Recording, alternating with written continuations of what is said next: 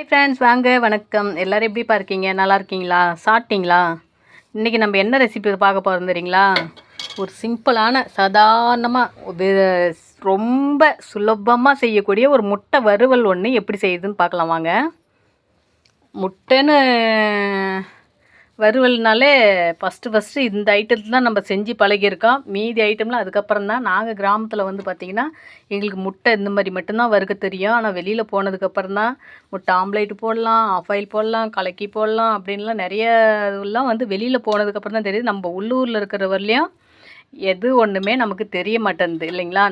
எனக்கெல்லாம் கூட சத்தியமாக சொல்கிறேன், எனக்கு ஒரு 38 வயசு வரலுமே ஆம்லேட் ஆஃப் ஆயில் கலக்கினா என்னன்னு தெரியாது. சரிங்களா?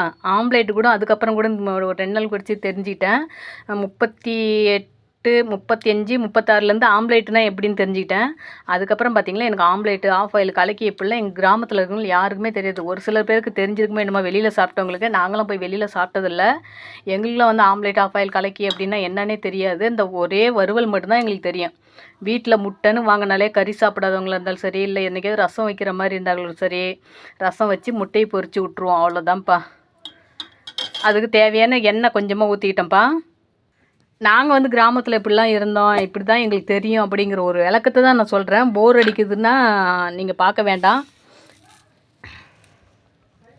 சில பேர் வந்துட்டு பார்த்திங்கன்னா அதிகமாக பேசாதீங்க, குயிக்காக முடிங்க அப்படின்வாங்க. லாங் வீடியோன்னு போட்டாலே அதுக்கான ரீசன் என்னவோ பேசிட்டு தாங்க போடுவாங்க. சரிங்களா? நான் நிறைய வீடியோவில் கமெண்ட்டில் பார்த்துருக்கேன்.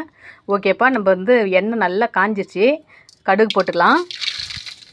அடுத்ததாக பார்த்திங்கன்னா பச்சை மிளகாய், வெங்காயம்.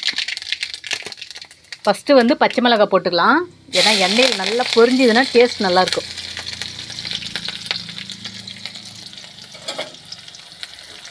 பச்சை மிளகா நல்லா பொரிட்டு எண்ணெயில்.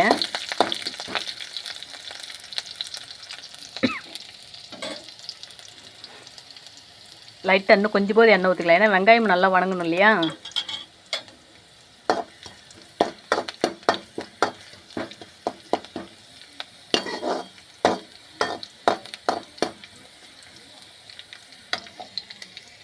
நான் வந்து நிறைய வீடியோவில் போய் பார்த்துருக்கேன். ஒரு இன்ட்ரெஸ்ட்டாக அவங்க குடும்பத்தில் நடக்கிறத பற்றிலாம் சொல்லுவாங்க. அதெல்லாம் கமெண்ட்டில் போய் பார்த்தோம்னா, ரொம்ப லாங்காக இழுக்காதீங்க, சும்மா சிம்பிளாக என்ன சொல்ல வரீங்களோ அதை சொல்லி முடிங்க அப்படிம்பாங்க.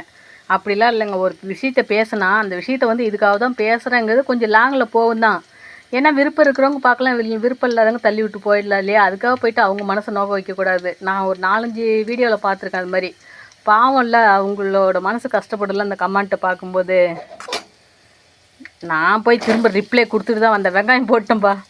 நான் திரும்ப ரிப்ளை கொடுத்துட்டு தான் வந்தேன். உங்களுக்கு பொறுமையாக இருந்து பார்க்கறதுக்கு முடிஞ்சால் அந்த வீடியோவை பாருங்கள். உங்களுக்கு பொறுமை இல்லைங்கும் போது நீங்கள் கிளம்புங்க. அவங்க என்ன சொல்லுமோ அதை சொல்லி தானே போடுவாங்க அப்படின்னு சொல்லிட்டு வந்தேன். ஏன்னா நாமளும் ஒரு யூடியூபராக இருக்கிறதால கண்டிப்பாக நான் என்னால் முடிஞ்ச அளவுக்கு அடுத்தவங்களுக்கு சப்போர்ட் பண்ணுவேன்.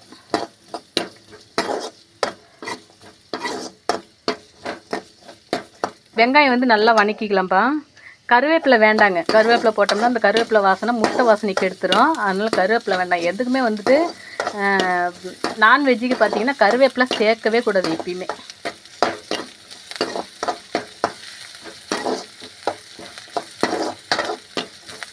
வெங்காயம் மட்டும் கொஞ்சம் நல்லா வணங்கிட்டோம். பச்சை மிளகா பார்த்திங்கன்னா நல்லா வணங்கிச்சிங்க பாருங்கள், சூப்பராக இருக்கும். முட்டை அள்ளி சாப்பிடும்போது ஒரு வாய்க்கு ஒரு பச்சை மிளகா கிடைக்கும். நீங்கள் வந்து வீட்டில் குழந்த இருக்குது அப்படின்னா மிளகா வந்து கம்மியாக போட்டுக்கோங்க.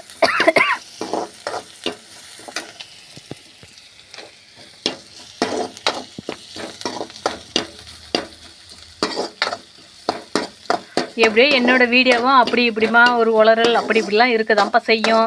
அட்ஜஸ்ட் பண்ணி பாருங்கள். சரிங்களா? நான்லாம் ஒரே கையில் செல் எடுத்துகிட்டு ஒரே கையில் சமைச்சி போட்டுட்ருக்கிற எல்லா வீடியோவுமே ஒரு கையில் வீடியோ எடுப்பேன், ஒரு கையில் தான் சமைப்பேன். அப்படி தான் போட்டுட்ருக்கேன். சரிங்களா? ஸ்டாண்டு அப்படி இப்படிலாம் எதுவுமே கிடையாதுங்க. என்னோடய வீடியோ வந்து ரெகுலராக பார்க்குற நண்பர்களுக்கு தெரியும் நான் இப்படி தான் சமைக்கிறேன் அப்படிங்கிறது. ஓகேப்பா, இதில் வந்து லைட்டாக உப்பு தூவிக்கலாம். ஏன்னா வெங்காயத்தில் உப்பு வரைக்கணும். சும்மா துளியோண்டு இதில் தூவிக்கலாம்.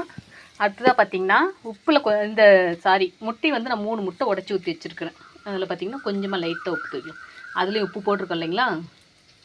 இதில் போடுறது எதுக்காகன்னு பார்த்திங்கன்னா அந்த வெங்காயத்தில் உப்பு உரைக்குங்க.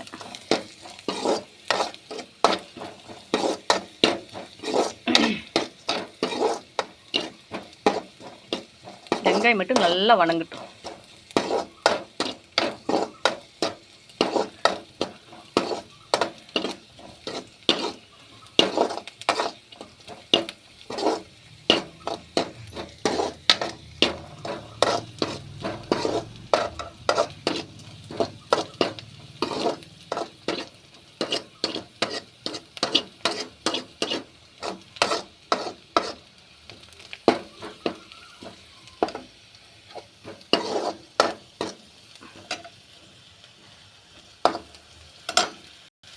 இதில் வெங்காயமும் பச்சை மிளகாயும் எந்த அளவுக்கு வணங்குதோ அந்த அளவுக்கு டேஸ்ட் கொடுக்கும். அதுக்காக தான் நான் இவ்வளோ நேரம் வணக்கிட்டு இருக்கிறேன். சரிங்களா? ஓகேப்பா, நம்ம வந்து முட்டையை எடுத்து ஊற்றிக்கலாம்.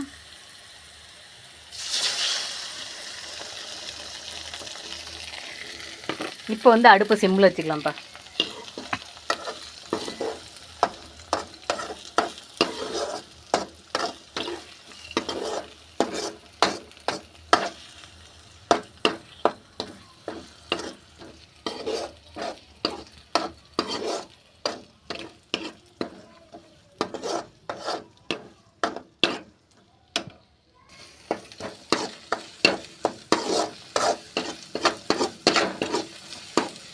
ஆனால் கொஞ்சம் எக்ஸ்ட்ரா வச்சுக்கலாம்.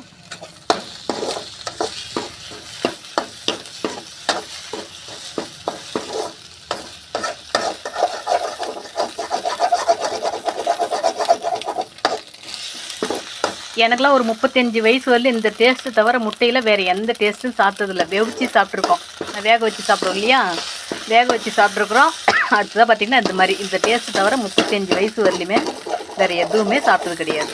அதுக்கப்புறம் நாம்பளும் கொஞ்சம் வெளியில் போய் ஹோட்டலில் சாப்பிட்டதுக்கப்புறம் தான் இப்படிலாம் கூட இருக்குதா அப்படின்லாம் நினச்சிருக்கேன். சிம்மில் வச்சுக்கலாம்ப்பா.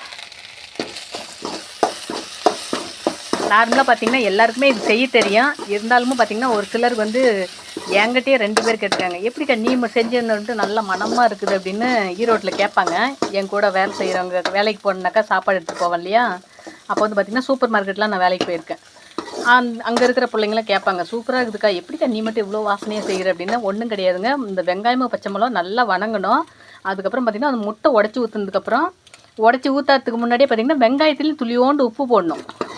சரிங்களா? வெங்காயத்தில் தனியாக லைட்டாக உப்பு போட்டுக்கணும், முட்டையில் தனியாக உப்பு போட்டுக்கணும். அதுக்கப்புறம் இந்த முட்டை பார்த்திங்கன்னா ஈரப்பதம் இல்லாத நல்லா வணங்கணும். டேஸ்ட்டு சூப்பராக இருக்கும். ரசம், சாப்பாடு, கார குழம்புக்கு செம்ம அருமையாக இருக்கும்.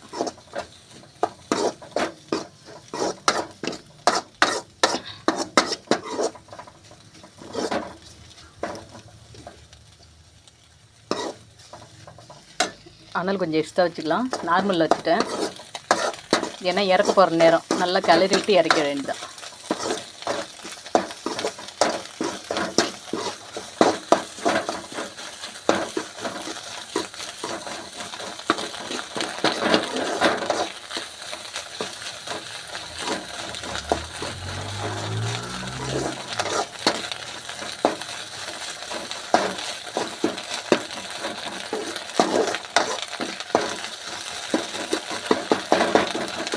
நம்மளோட சேனலில் பார்த்தீங்கன்னா முட்டை பொடி மாசு வீடியோ கூட போட்டிருக்கிறேன். பார்க்காதவங்க போயிட்டு பாருங்கள், லாங் வீடியோவில் இருக்கும். சரிங்களா?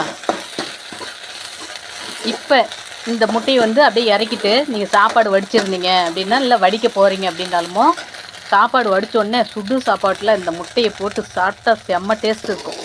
எங்கள் வீட்டுக்காரங்களுக்கு இப்படி தான் பிடிக்கும். அடிக்கடி நைட்டில் வந்து குழம்பு வைக்க முடியல, என்னடா குழம்பு வைக்கிறது அப்படின்னு யோசனை பண்ணும்போது மகி சொல்லுவோம், அப்படி முட்டை வாங்கி வறுத்து விட்டுரு, முட்டையை வச்சு இது சாப்பிட்றலாம் அப்படின்பா. அப்படி அதுமாரி 4 முட்டை 5 முட்டை வாங்கிப்போம். இதுமாரி பொடியாக வறுத்து விட்ருவோம், சாப்பாடை வடித்து விட்ருவோம். அவ்வளோதான், முட்டையை போட்டு சாப்பிட்டு கம்முன்னு படுத்துக்கும் நைட்டில்.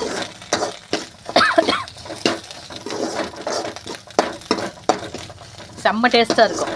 சரிப்பா, ஓகே, போதும், இந்த பதத்துக்கு போதும். இப்போ நான் வந்து சிம்மில் வச்சுட்டு தான் கிளறி இருக்கிறேன். போதும், இந்த அளவுக்கு பார்த்தீங்களா, நல்லா செவ்ரு அந்த ஈரப்பதம் இல்லாமல் நல்லா வெந்துச்சுன்னா முட்டை சாப்பிடாதவங்க கூட சாப்பிடுவாங்கன்னா, ஒவ்வொருத்தருக்கு வந்து அந்த ஈரப்பதம் இருந்ததுன்னா முட்டை வாடை பிடிக்காது.